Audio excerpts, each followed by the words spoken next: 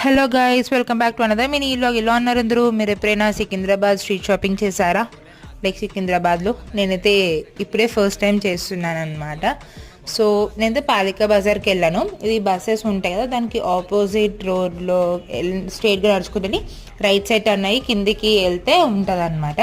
So నాకైతే ఇక్కడ అన్ని కలెక్షన్స్ అన్నీ బాగానే నచ్చినాయి. బట్ కాస్ట్ మాత్రం టూ మచ్ చెప్పారు. మనం బార్గెన్ చేస్తే కూడా అక్కడ తక్కువ చేయలేరు.